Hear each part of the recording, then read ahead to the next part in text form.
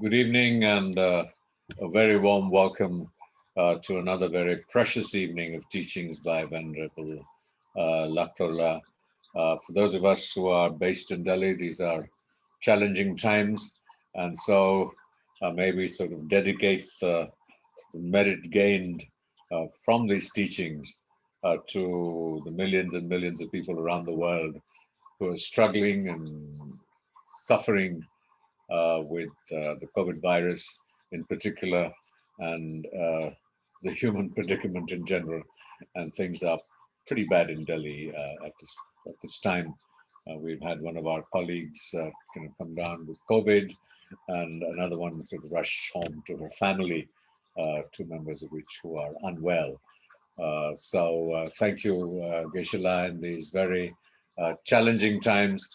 Your teachings bring us great comfort, and hopefully we will prove worthy of them and be able to imbibe the wisdom to impact our deepest reflexive responses. So it's over to you, Dr. Lhakdor. We're very grateful and deeply blessed that you are with us here today.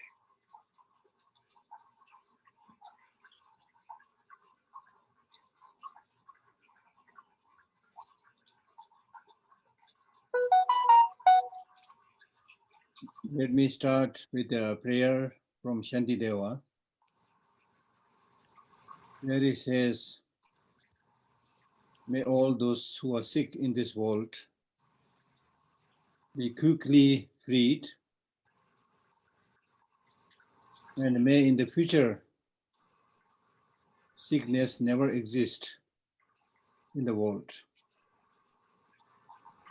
This is, of course, a powerful prayer, but what is even more important is to learn from every difficulties or challenging situations.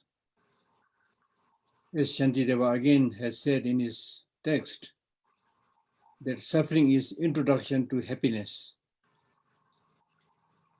We normally are unable to appreciate when things are good, but we miss them when things are difficult and challenging. This is, I think, a strange human nature. So from this, what we really need to learn is be happy with each and every moment. You may be surrounded by a lot of difficulties and problems, but still there are many reasons to be happy and to be joyful. And it is this sort of mental joyfulness and happiness which can really cure many illnesses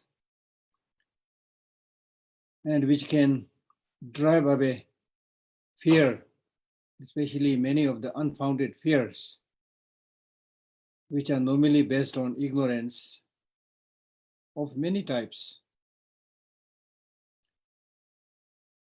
During one of my earlier talks, I mentioned clearly that for every problem, there is a short-term solution and long-term solution. The short-term solution these days, as you know well, is to maintain certain discipline of doing all the things that you're asked to do and not to do those things which you're asked not to do. Unfortunately, I can clearly see many people are not at all paying attention to those things which needs to be done. Not only in India, but many countries, people are refusing to put on the mask, saying that this is my body, which I think is quite stupid and arrogance. Because yes, it is your body, but you also need to protect and think about others also. Freedom does not mean that you can do whatever you like.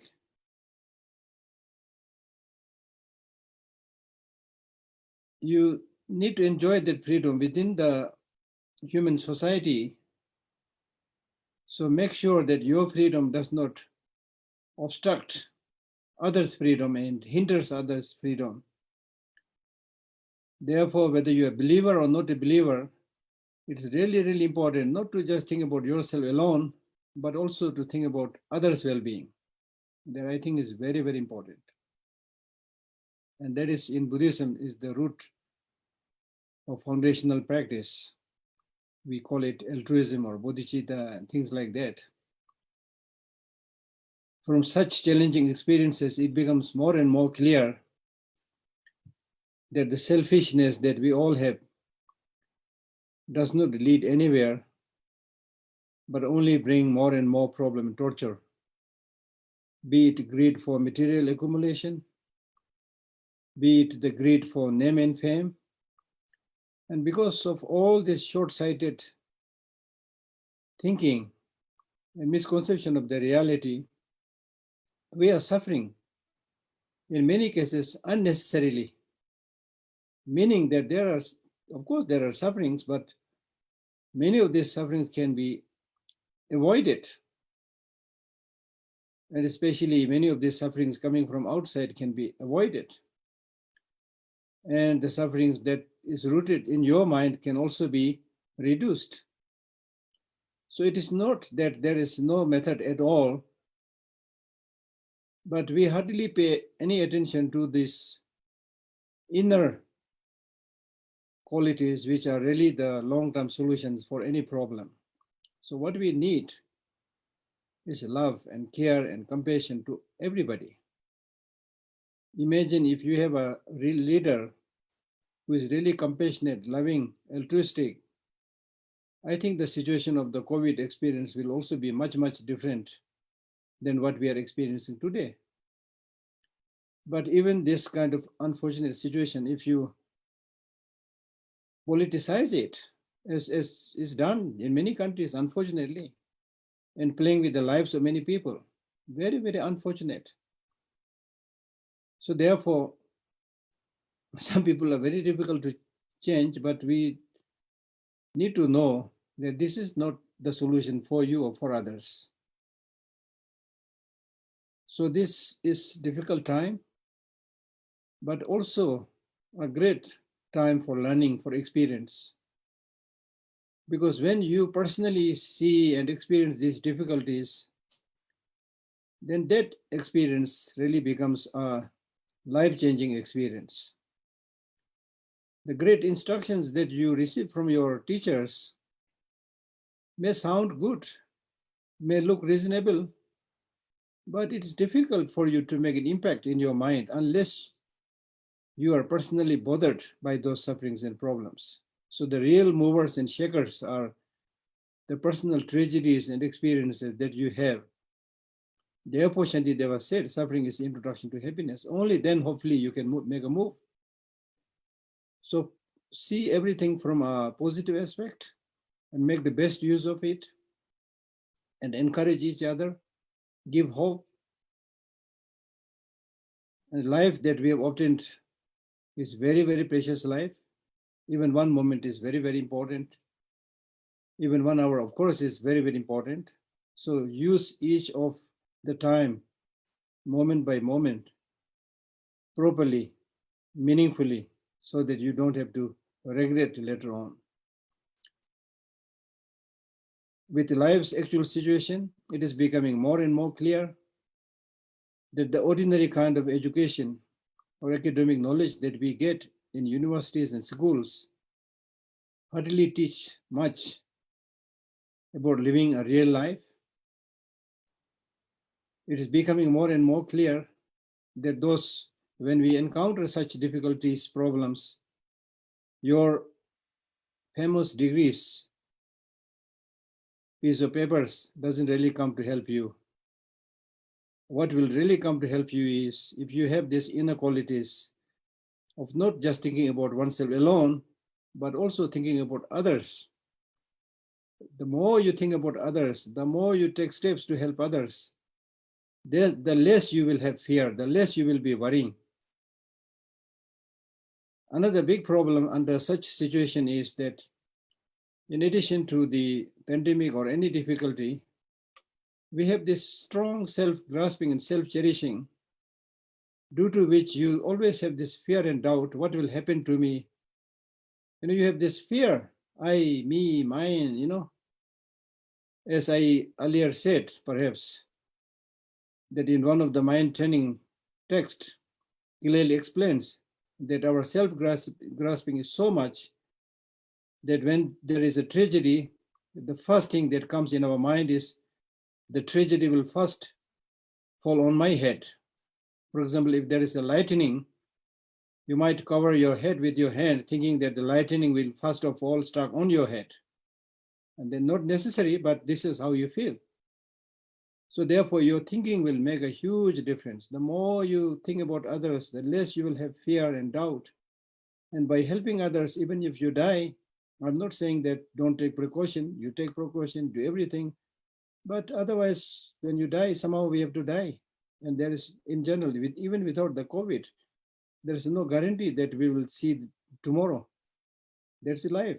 So understand this life from a bigger perspective. And if you look at the life itself, much of the suffering that we get is because of the very nature of the body.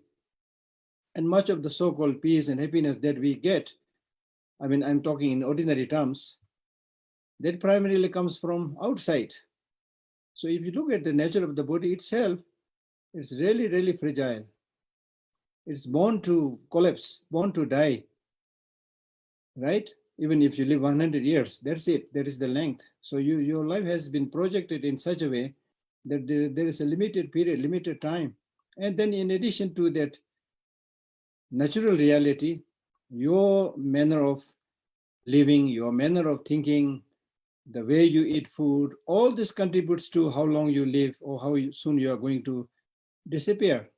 So therefore, even during this 100 years or so, how much you will fare well is very much dependent upon your attitude, your thinking, and how you really practice. So therefore, it is important that it's not only this COVID, but there are so many other problems, diseases in one's life. But when you confront all these diverse, problems, including illnesses within and obstructions and hindrances from outside, all this can be faced with a proper frame of mind. And especially once you understand all of these experiences like a dream, without much clinging, and then you will be in a much better position not to be tossed around by these upheavals. I think that's extremely, extremely important, because at the end of the day, when you encounter these difficult situations, then you will have to face that. Even if you have some people, of course, don't have friends, relatives, not many friends, relatives. Some have many, but still, when you actually encounter your own problem, it is you who will have to experience this. So you need to take very good care of yourself. And I sometimes play with this word, when two friends meet and then they part, then they say bye, goodbye, bye, take care, right? Nobody says bye, I will take care of you. So just we don't have to go to a very profound teaching. This is what we say in our daily life, in our exchanges. Bye, take care, you see. So one has to take very good care of oneself. When you take very good care of yourself, you will be in a much better position to take care of others. So therefore, the Buddhist teachings, they say, taking care of oneself is taking care of others. Taking care of others is taking care of yourself. And that's why His Holiness the Dalai Lama says, if you want to be selfish, be wisely selfish. Our ordinary way of selfishness is thinking just about oneself, which is stupid. Because in the end, it doesn't help you or help others. But if you be wisely selfish, meaning you take more care of others, your individual, purposes will be taken care of. So therefore, we are reading these precious texts by Atisha, the discussion between Atisha and Domdamba, who were like great altruistic bodhisattvas. And we are just kind of galloping through this very, very fine text. And so today we are reading the 9th chapter, which is called something like Pure Song. The title is something like Pure Song.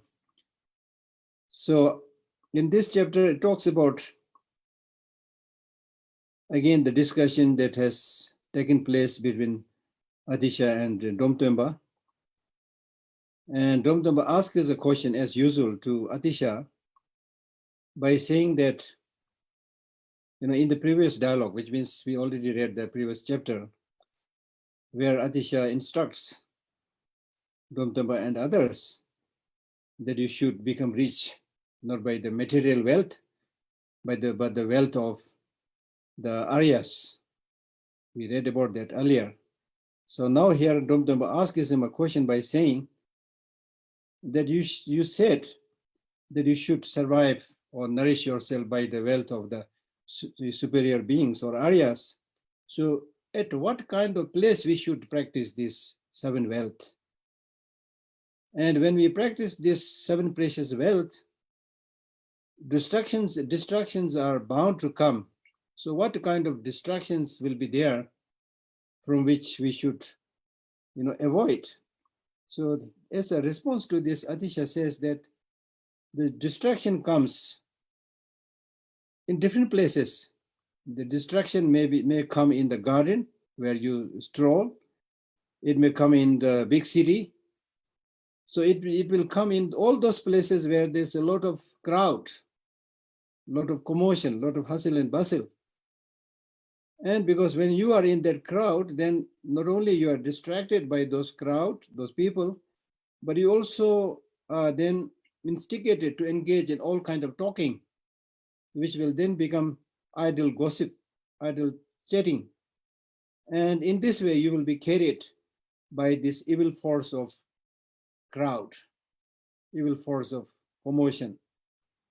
So therefore, wherever you stay, it is important that you should not be carried away by the clinging to self-grasping, as I already mentioned, the clinging to self-grasping.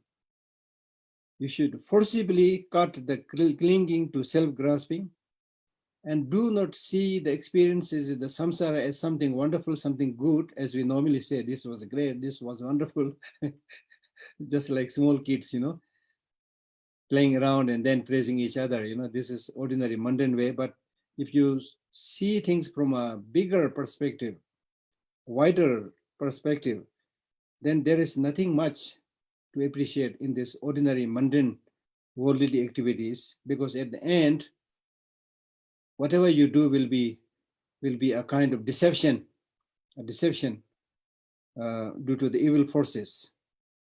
So therefore, it is important to live a life, to engage in a practice so that you are able to obtain a secure place for your next life. And if you don't do that, then he says, it is like constructing a house near the water, near the running water.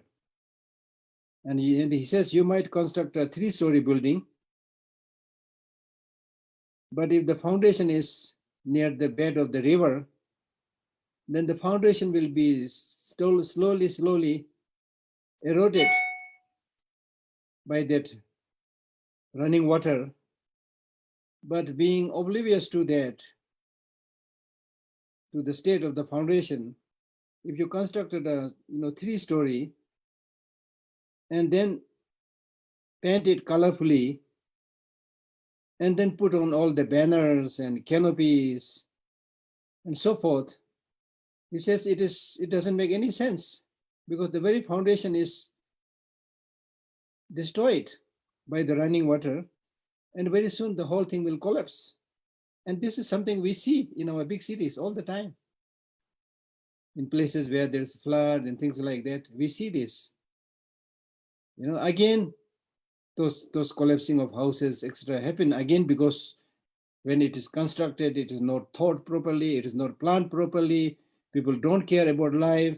People just use money and do all kind of things. That's why unnecessarily again we die. So this is again a wonderful example. And he gives second example by saying that without seeing whether the pot that you have has a leaky bottom, or whether it's a proper bottom or not, without seeing that if you put something in the pot, And then if that pot is a leaky pot, then even if you fill the whole pot with something, then very soon it will leak down. Nothing will stay in that pot. So therefore, it is important for us, number one, to know that today we have found this very difficult to find precious human life. And we also have this wonderful opportunity to receive the three vows of the Pratimoksha, the individual liberation vow, Bodhisattva vow, and Tantric vow, and so forth. So therefore, and even though you have obtained this very precious human life and got the time to receive these vows, but as we already discussed, how long we are going to live, it is not sure. And don't say there is a lot of time.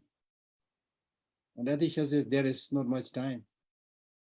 And I think I told you earlier that there was a Tibetan teacher who asked his students, are you studying? He said, yes, sir, I am studying. Then the teacher said, don't tell lie. When do you study? Because I saw you sleeping the whole night, which we all do. And then in the day, you remaining distracted here and there.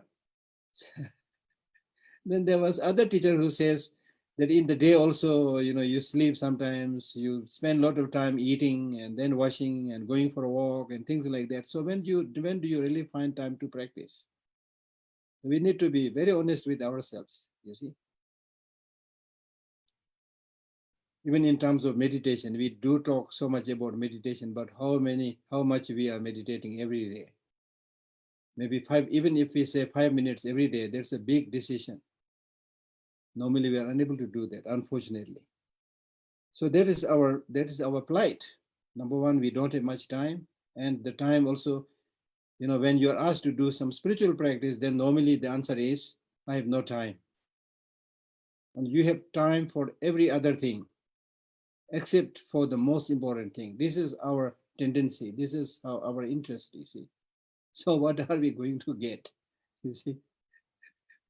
So it's really, really important to, remind oneself and make a decision to do something. And then when you really start doing something, I think we'll all be able to see the benefit of it for yourself and for others also, right? So therefore, it is important to realize that you've obtained this precious human life, but this precious human life is very unreliable. When will it disappear? Nobody knows. There's not much time.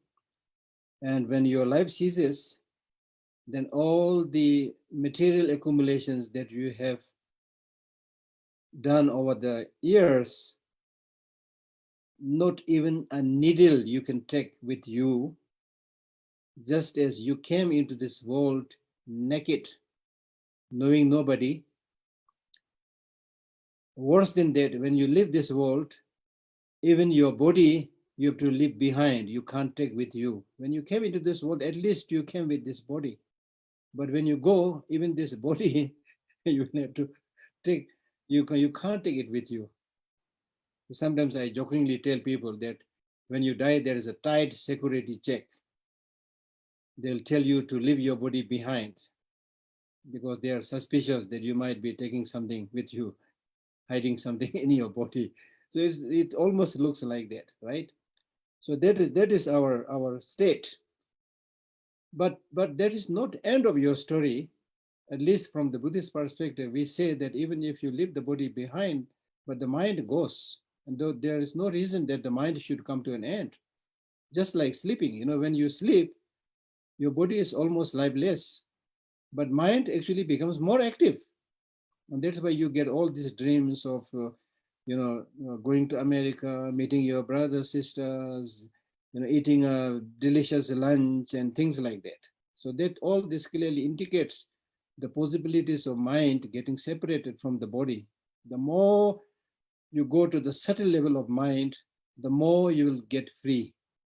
And that's why when you're asked to do meditation or any spiritual practice, it must be done by the mind, not by the 5 or 6 senses, not by the 5 senses, or not so much by the body. This is crucial, because if you involve your mind, especially if you're able to involve the subtlemost mind, the mental consciousness, and especially the subtle mind, and leave a positive imprint on that subtle mind, then it is this subtle mind which goes to the next life, not the grosser levels of the mind, like eye consciousness and so forth. So therefore, it's really, really important to know how to practice. Okay? So in this way, when you finally die, your consciousness goes, which means you go to the next world, next life, and you have to go through the intermediate state being. And at that time, nobody will accompany with you. Probably you don't have a guide. When we are alive, we even if you don't know, then know the place, you can ask people where to go, what is the place, show you the map and things like that. But in that travel, whatever positive deeds you have done, that is your guide, that's your friend, that is your relative, that is your wealth, everything. Apart from that, you don't have a human friend that will guide you and take around and put you in a nice hotel and give you breakfast, dinner, lunch, things like that. No. And your money and everything, including the plastic card, it says there's no meaning, no use at all. Okay. And then all your so-called relatives and friends, they will just lament and cry after you. None of them will be able to accompany you. And they are crying and lamenting and being sorrowful is of no help to you at all. Instead, it will harm you. It might disturb your mind also. But we ordinary human beings have this habit of doing all the useless things and not doing the useful things. The useful thing is, when we are alive together, we should be nice to each other, which we fail to do. But when somebody dies, then we shed our crocodile tears.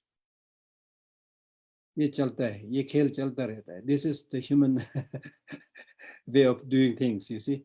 So therefore, what the Buddhist teaching is saying is, do those things which is really, really beneficial to you and beneficial to others. And don't do those things which is not beneficial to you and not beneficial to others, right? So therefore, I think it was Nagarjuna who in his letter to the friend says, when you do something bad, negative, in other words, there are 3 ways of using the mind. One, whatever the mind does will be like writing on the earth, on the ground, or it may be like writing on water, or it may be a carving on a stone. So Nagarjuna says, when it comes to doing good things, the virtuous practices, then it should be like a carving on the stone, not a drawing on ground or not drawing on water. Because even if the stone breaks, the carving will still be there. So such strong imprint should be there when it comes to doing positive practices. And if you're not able to do, at least it should be something like drawing on ground to start with, but not like drawing on water. When it comes to doing bad things, it should be like drawing on water. Meaning, for example, if you had a disagreement with somebody and had heated argument and exchanges, then after that, don't just keep that in your mind. It should be just like drawing on water. When you draw something on water, as soon as you finish drawing, it's no result is there. Nothing can be seen. It immediately disappears. So similarly, negative deeds should not be remembered. Positive deeds should be remembered, should make a strong impact on one's mind. So therefore, do those things which is useful and not those things which is not useful. It is the ordinary way of life that when somebody dies for a few weeks or maximum few months, the so-called relatives will cry and yell and feel sorry and change the clothes and things like that.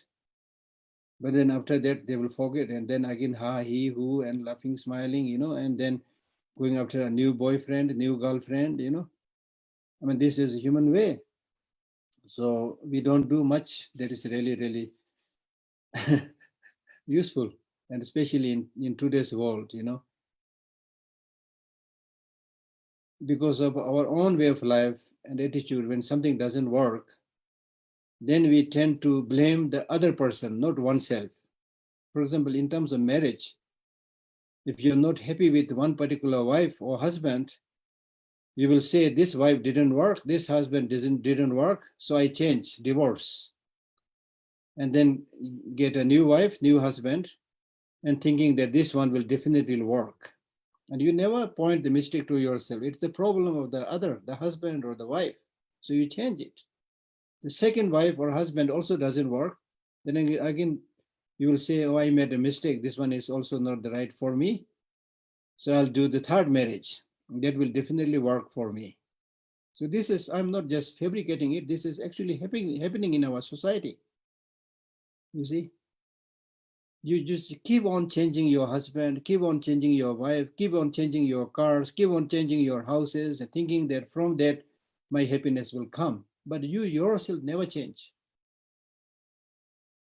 So the bitter truth is, unless you change yourself, just changing the external facilities will not work. Like, for example, I give you a very small example. Like, for example, using heavy cosmetics on your face.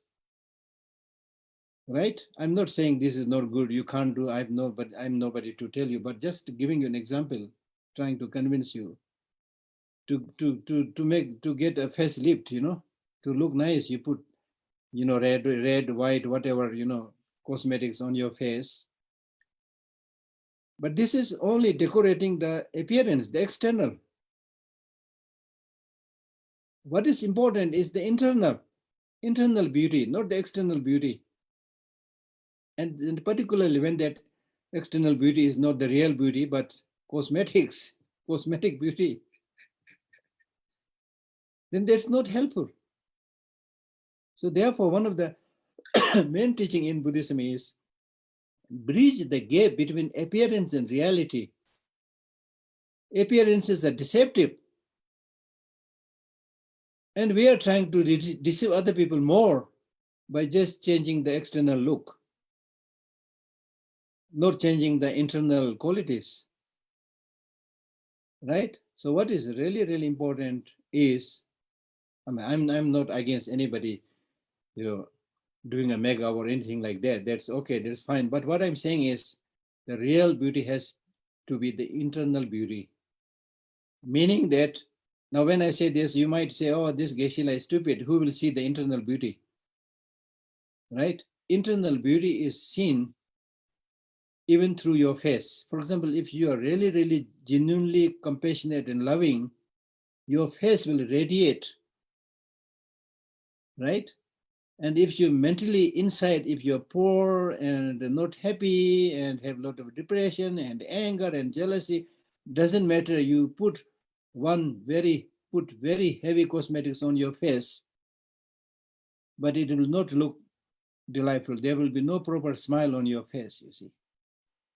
But and I quote from the Buddha's own teaching. The Buddha, in one of his sutra, he says that if you are really calm and peaceful internally, then there will be proper flow of the wind energy, thereby the proper flow of blood circulation, meaning that the blood will go to all parts of your body, including your face, and thus the face will look radiant.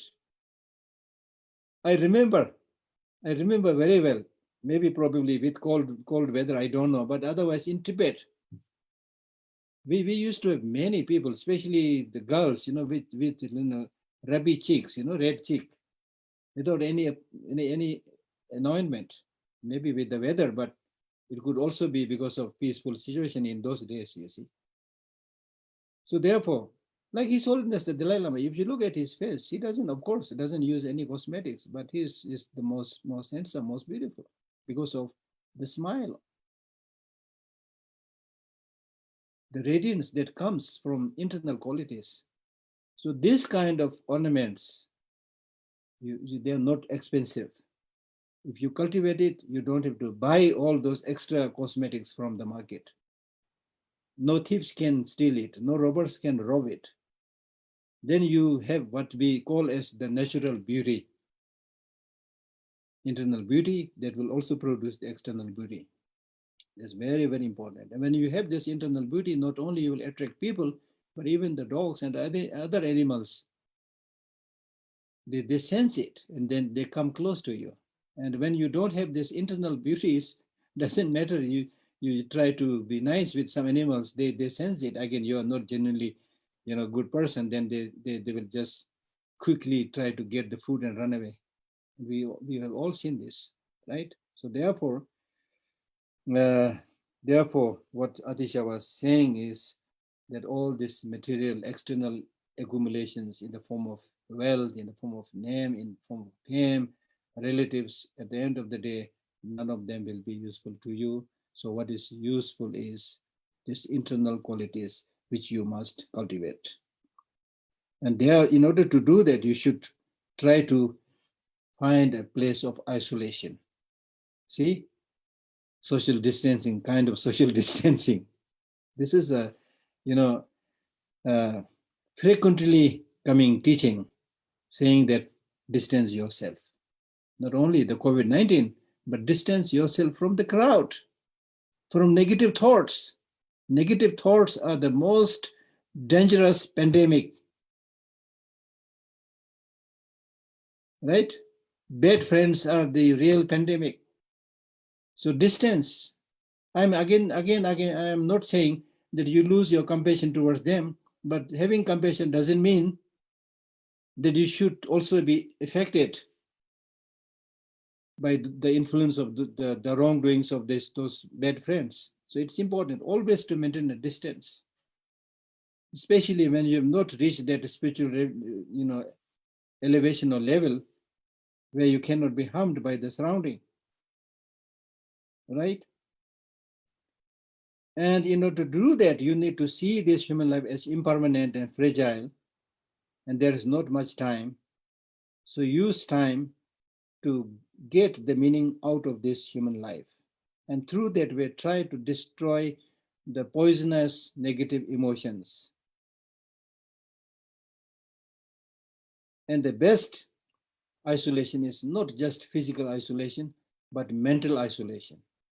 Mental isolation. In the case of the Bodhisattvas, they practice mental isolation. And he further gives an example by saying these evil forces, they are very cunning. The evil forces are very cunning. They are very opportunistic. And they come in many forms. They come in the garb of a religious practitioner. For example, you will see so-called religious practitioner who looks like a religious person, but who will be actually deceived through his own posturing as a religious person, not doing the practice.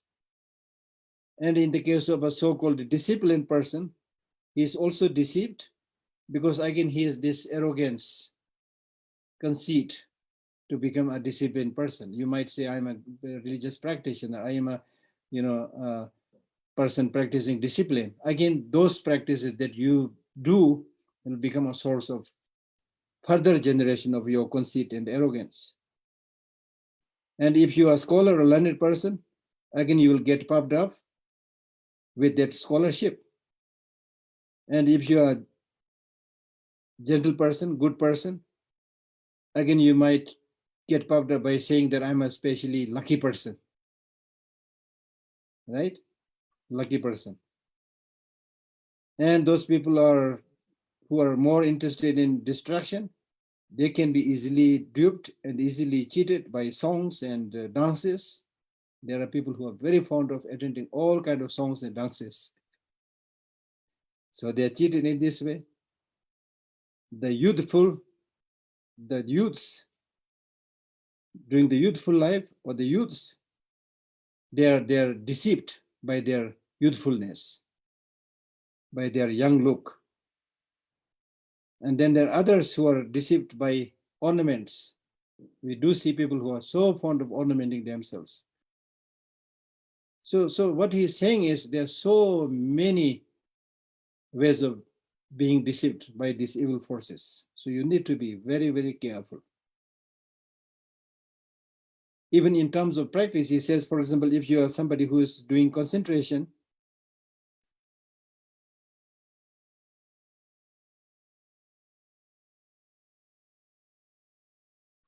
then you might think about listening to the teaching or doing something else. You're not being able to concentrate. Again, you are distracted. And when your listening and contemplation is seemingly quite successful, then you will not continue with it. Instead, you will say, meditation is better. What will you meditate without any study, without any scholarship? Right? So without going further, he gives a wonderful example by saying, for example, if there is a person who climbs a tree, and while climbing the tree, he has to alternately with his two hands hold the branches. And without letting the one hand holding the next branch, if you let the other hand also go down, then that means you will fall down. You will break your bone and so forth. So we are like that.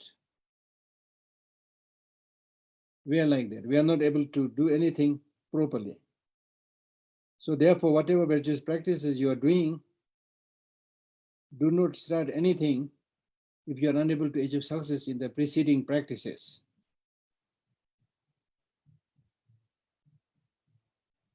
So we are good in starting so many things, and especially in modern day time, people are so fond of talking about, oh, I have so much work, I have this project, that project, this project, that project, not accomplishing anything properly.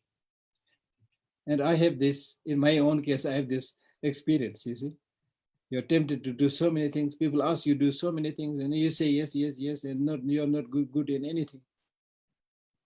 Right? So it's important to do something which is meaningful and which is long-lasting, beneficial to others.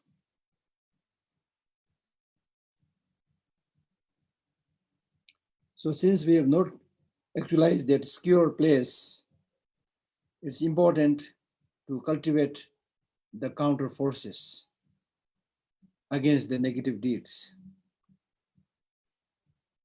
And in order to do that, you need to have extensive study, extensive hearing. Otherwise, you will have no idea what to do. And therefore, listening is really like the lamp that dispels the darkness of ignorance. It is by listening that you will know the Dharma. It's by listening that you will be freed from sinful deeds. And it's by listening you will be able to give up many meaningless activities.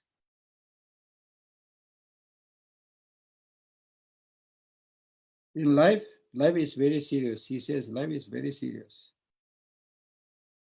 There will be sickness, there will be death, there will be crying, there will be howling, there will be mental agitation, there will be commotion. So in those situations, what you need is not just follow the other worldly beings, but you need to train your mind. You need to do meditate. Otherwise, if you look at somebody who is crying, you feel like crying.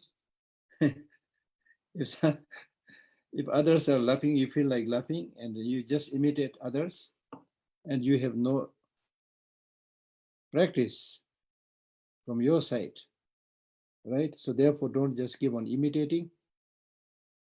Although in today's world, whoever is a good imitator is called a scholar. All worldly activities are imitations, and whoever does the best imitation is called a scholar, right? Even in terms of research, if you copy from one book, it is plagiarism. If you copy from many books, research, right? So there are many interesting things, right? So therefore, it is important to train one's mind.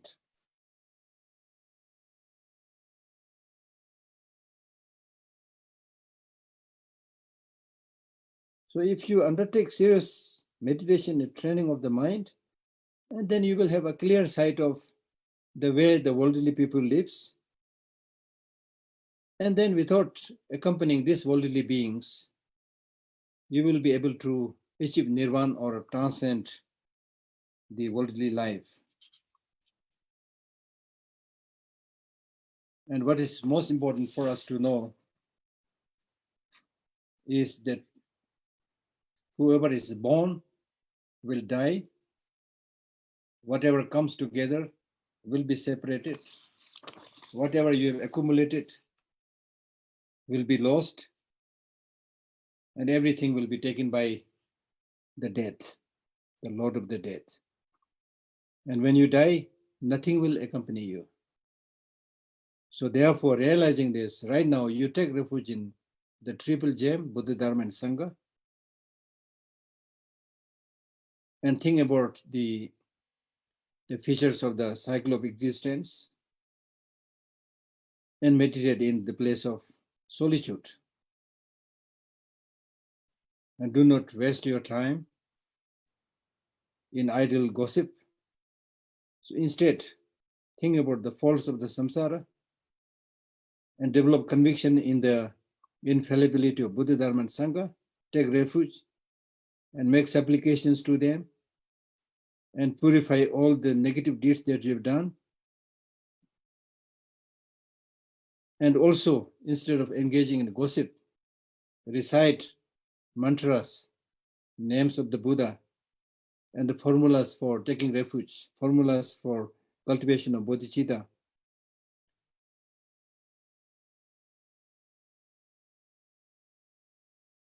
So this is what he has advised in response to what Domtoba has requested. Then from henceforth he sings a song of the view. That's why this title is called The Pure Song, where he primarily says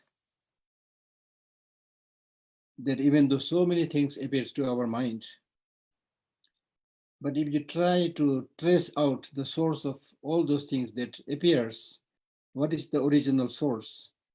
You will not be able to trace it. And if you also try to find out where they all vanished, what is the ultimate course where they will all disappear, you will not be able to point.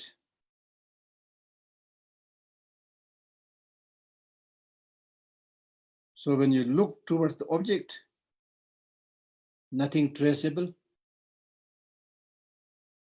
Although the object, from the side of the object, there is nothing that is traceable, but you are cheated and deceived by the appearances of these objects.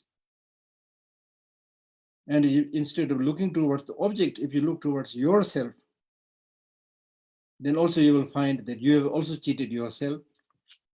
So you are doubly cheated, one by the object and the second by your own manner of thinking, perceiving what is not truly existent as truly existent. So therefore it is important to develop this non-dualistic perception and don't continue to remain in that mistaken state.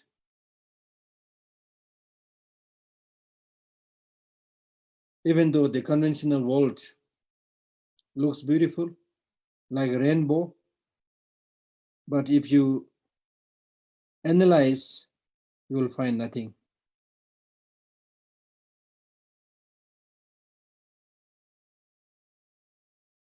What is therefore important is that you should meditate in general and especially on the profound law of causality.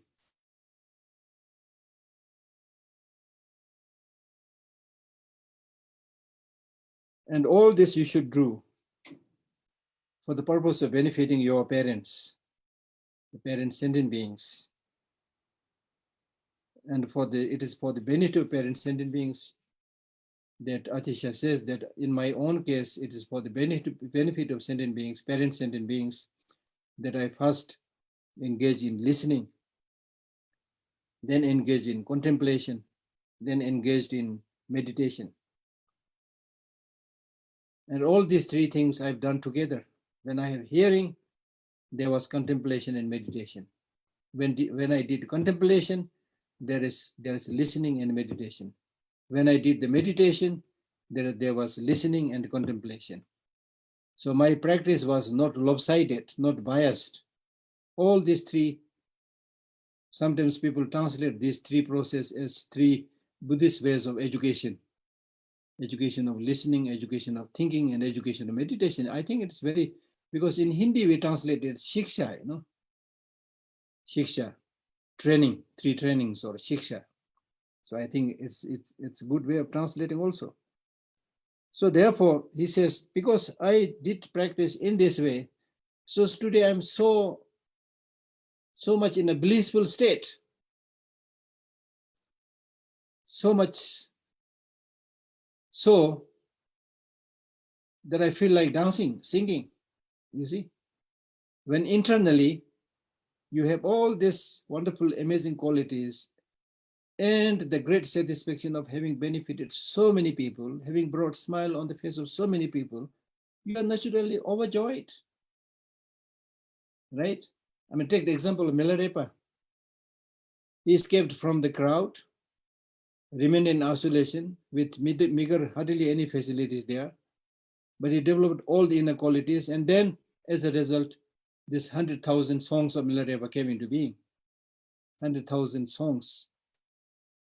It's not that he sat down with a pen and paper and started writing, but the songs naturally came. Once you are able to see, as the great Tibetan teacher Kongtang Tempe Tobi, he says that when you are able to see everything that appears to you as a wonderful metaphor, as a wonderful example, and such a teacher has no shortage of instruction. The instruction comes from the nature. The poetry comes from the nature, internal experiences. So something like this he's saying here, Atisha also. Therefore, this teaching is called the pure song. Okay? And then he further says that when it comes to understanding the view, it's really, really important to focus and analyze and make sure that you do not fall into one of the extremes, the extreme of nihilism and the extreme of permanence.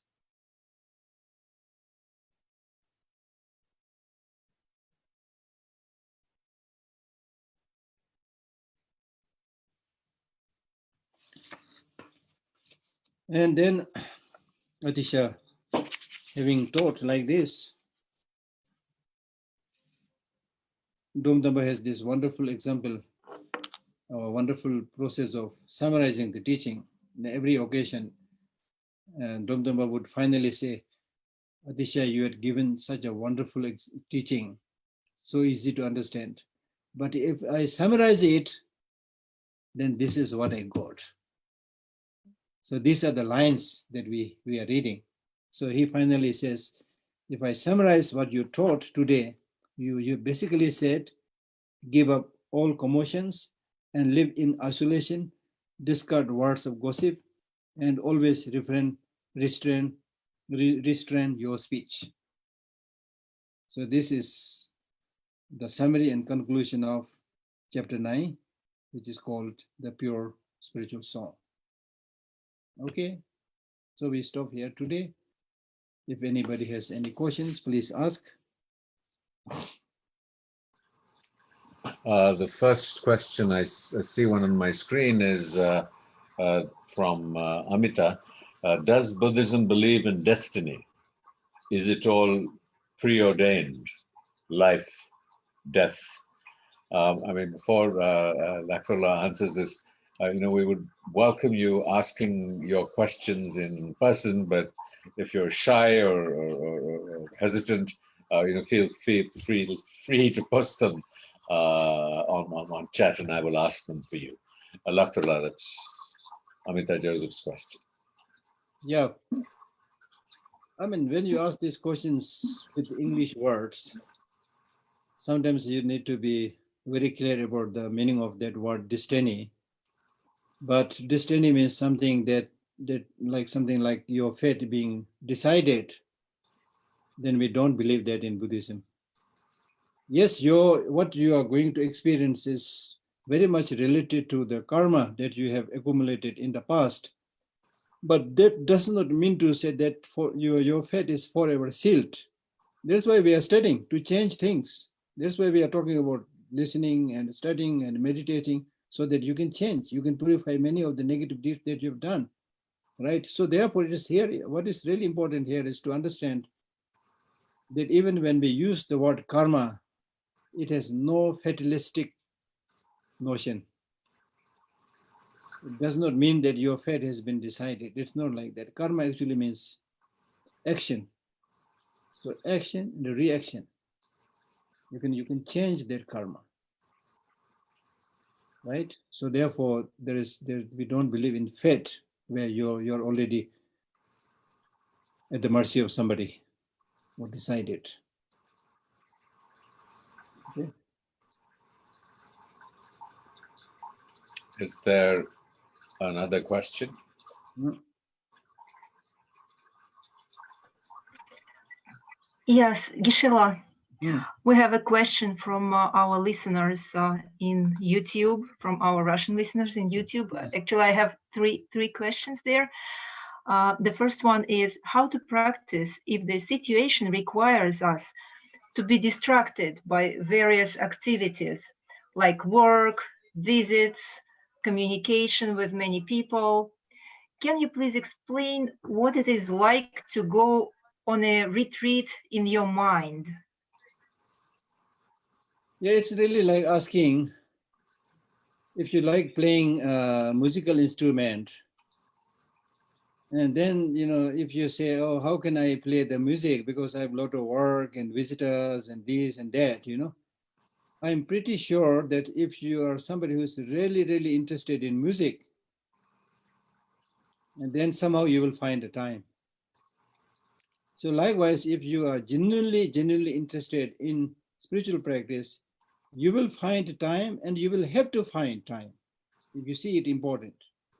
Yes, I understand that you have to live, you have to earn, bread, but that doesn't mean that you have no free time at all, right? In the mornings, in the evenings, on the weekend days, and sometimes you can also go for 1 month holiday or 2 weeks holiday. Things, there are many. Where there is will, there is a way. So the question is, how important you see your spiritual practice. If you see your spiritual practice very, very important, I'm 100% sure you will find time. And in fact, this very longing to find time will help you do great practice. Because sometimes when you do some practice as a usual thing, then you will be doing your prayer and this and that, it becomes a daily routine, and you may not be doing it with great interest and wholeheartedness. But if you're genuinely interested and not having some difficulty in finding time, then whenever you find time, you will go for that. You will be able to do your meditation, you will be able to do your practice, and it will be a very rigorous and effective one. So the most important thing is you should have this willingness to do, and the willingness to do has to come not because somebody has told you to do, but you should yourself see the importance of that. Okay.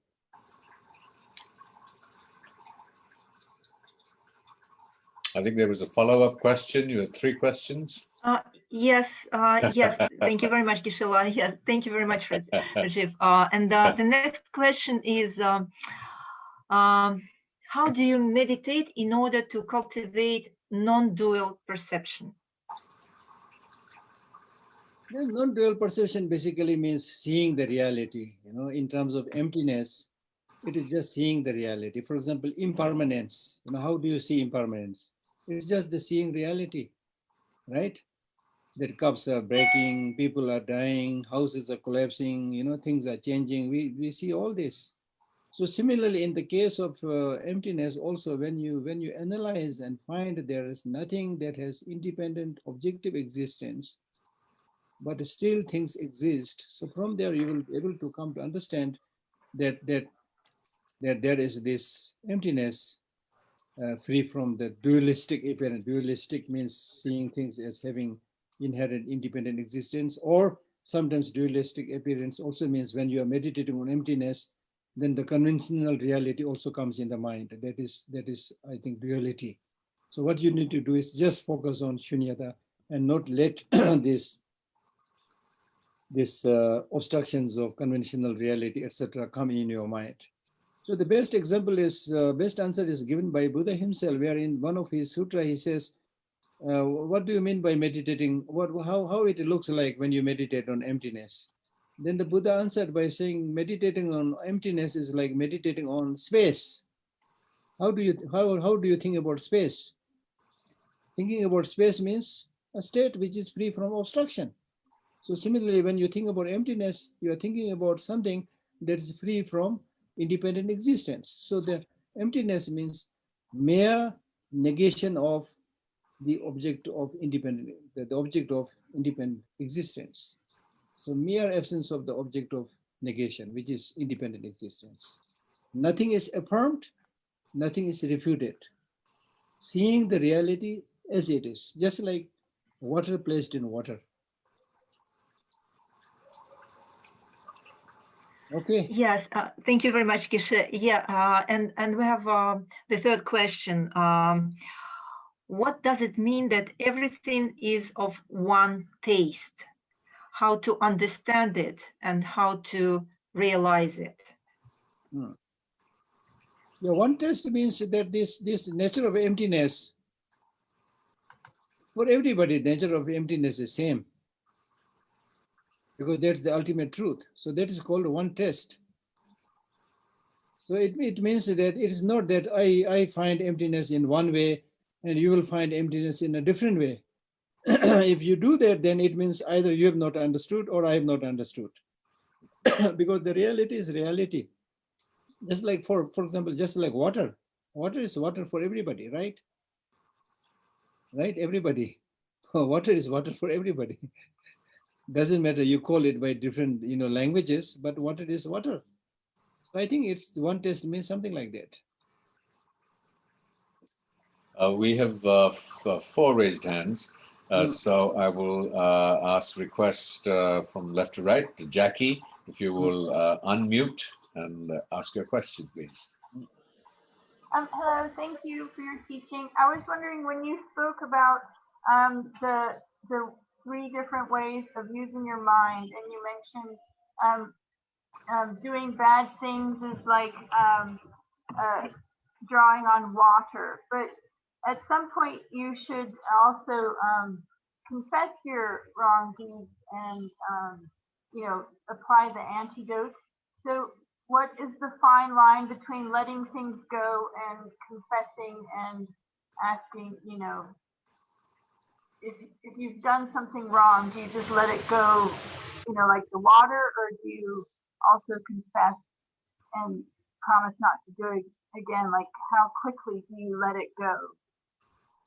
Yeah, letting go. That's why when we talk about meditation on emptiness, we are talking about letting go, not grasping, letting go, right? Much of the problem that we are experiencing today is because of obsession, clinging, grasping, not letting go. That's why when we teach about emptiness and so forth, we give this example of seeing the life and its experiences like a dream, like an illusion, like a mirage, right? So therefore, I mean, this is very, very useful. And in fact, I was reading a text this morning by Aryadeva, 400 verses, and also a commentary by someone else. So there the commentator said that the meditating on impermanence, for example, is so useful, because when you, through this meditation on impermanence, when you see the changes that is taking so quickly and so fast, then even if you're having a very bad experience like the present COVID experience, when you think about impermanence, it's going all the time. It's not staying. Very nature of this, anything that is conditioned, impermanent, is going. You see, it's going. And Buddha tells group of people requested Buddha to give a teaching. And so before giving the teaching, he tells one person to go to the nearby river and bathe in that river 3 times and come back. And then he, went into this river and bathed 3 times and came to the Buddha. And then the Buddha said, "Did you bathe yourself 3 times in the same river or different river?" And then he answered by saying, "I bathed in the same river." Then Buddha said, "No, no, no, no, you have not understood. You bathed in different river, because the first river where you bathed, as soon as you came out, the water is already gone. Likewise the second, likewise the third, you see. So then you don't start thinking that, oh, this pandemic will be there forever, it's going to kill everybody, that kind of attitude will not be there. And similarly, even if you have a wonderful, good experience, don't develop too much attachment. That is also going to go, right? Okay. Susan, please unmute and ask a question. Thank you, Geshe. Thank you, Rajiv. Geshe, you mentioned leaving a positive imprint on the subtle mind, because this is the aspect of mind that persists. So do you have a particular, is there a means that we should be using to do this? Or is it more about contemplation on compassion, for example, or Shunyata? Whatever. All of it.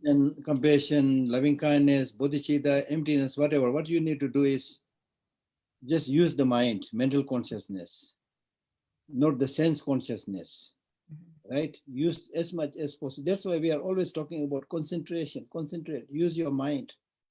The more you get habituated with the concentration, the more you will be able to go deeper into the subtle level of the mind, and thereby you will be able to leave that habit or leave that imprint on that subtle mind. In other words, you are making this subtle mind get habituated with this positive ways of life, and it is this mind with that habit which goes to the next life and which is going to help you. So leaving imprint doesn't really mean that the mind is there and on the top of this mind you leave something, a cup or a paper, not like that.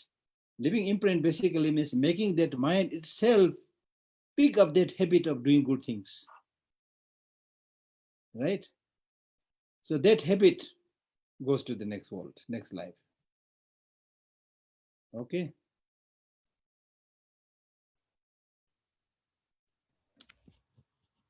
Tashidalit Geshwa, thank you very much. My question is, where is the border between the intelligent selfishness and stupid ordinary selfishness?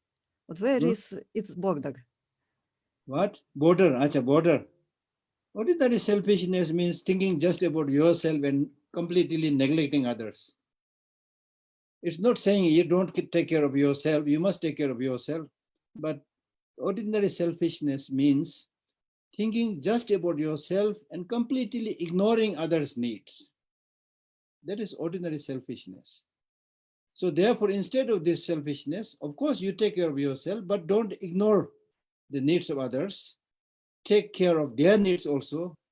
Take responsibility in helping them also. So that way of taking more responsibility of others' well-being is called the selfish way of being selfish, the wise way of being selfish, meaning that actually you are taking about the responsibility of others, thinking about others, but in the long term, you will be the beneficiary. So that's the wise way of being selfish. Okay?